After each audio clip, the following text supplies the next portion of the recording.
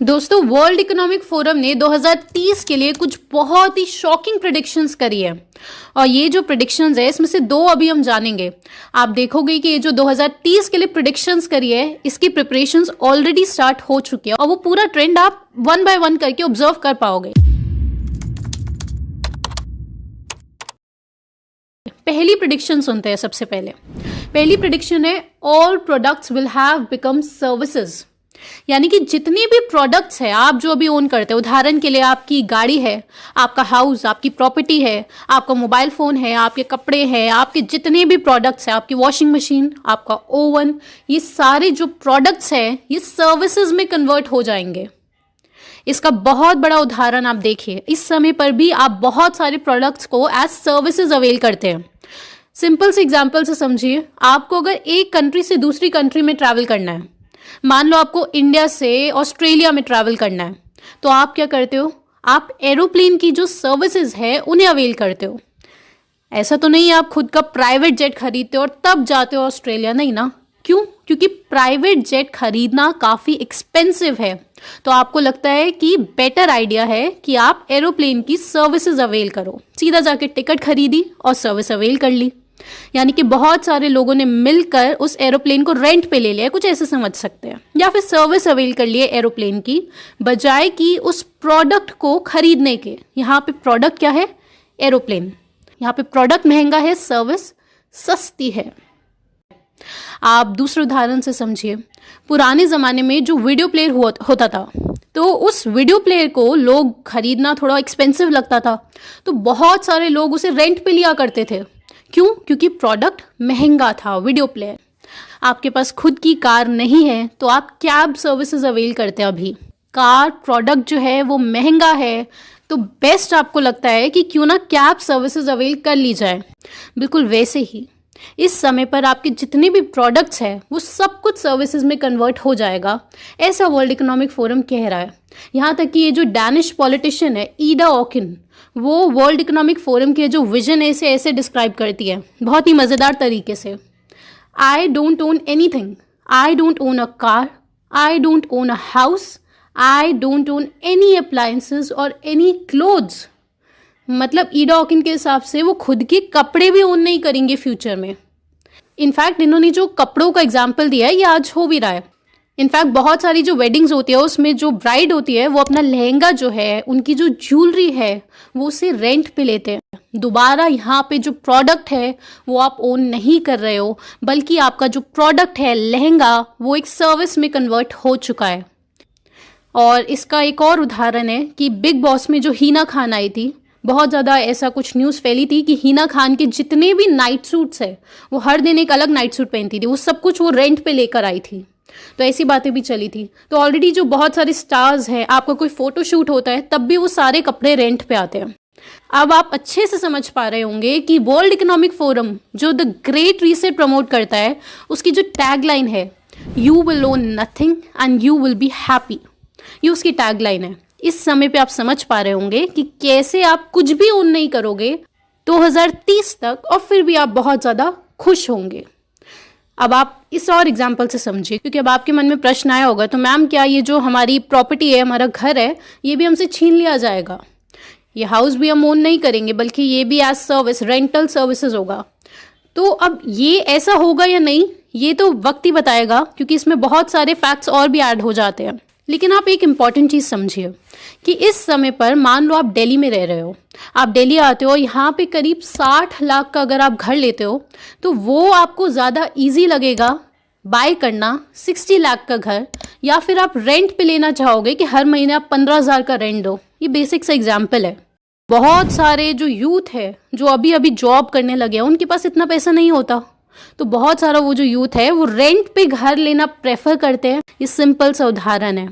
तो इस समय पर अगर आपके पास घर है, हो सकता है वो आप ही के पास रहे, लेकिन जो फ्यूचर जनरेशन्स है उनके लिए घर खरीदना, प्रॉपर्टी खरीदना बहुत महंगा हो जाएगा। और आप जानते ही हैं कि ब्लैक रॉक जो कि लार्जेस्ट एसेट मैनेजमेंट कंपनी है, मतलब ब्लैक रॉक इतनी बड़ी कंपनी है कि लोग ये पूछते हैं कि क्या ब्लैक रॉक ही पूरी दुनिया चला रही है? इतनी बड़ी कंपनी है ये, आप समझ जाए। आप ब्लैक रॉक इसलिए बता रहे हैं क्योंकि ये जो सब कुछ चल रहा है कि लोग फ्यूचर में हाउस खरीदेंगे नहीं बल्कि एज रेंटल उसे लेंगे, house not as a product but as a service. तो उसके लिए ब्लैक रॉक का आप देखिए हाल ही में वो सिंगल फैमिली होम्स बहुत ज़्यादा बाय करते जा रहे हैं। उनकी अलग अलग कंपनीज है, जैसे कि इन्विटेशन होम्स है और अमेरिकन होम्स फॉर रेंट, ऐसे करके कंपनीज हैं। तो इन सब में मेजर शेयर होल्डर जो है वो ब्लैक रॉक ही है। तो वो सिंगल फैमिली होम्स खरीदते जा रहे हैं। क्यों? ताकि फ्यूचर में आपको वही सिंगल फैमिली होम्स वो as a rent, as a service आपको ऑफर कर पाए।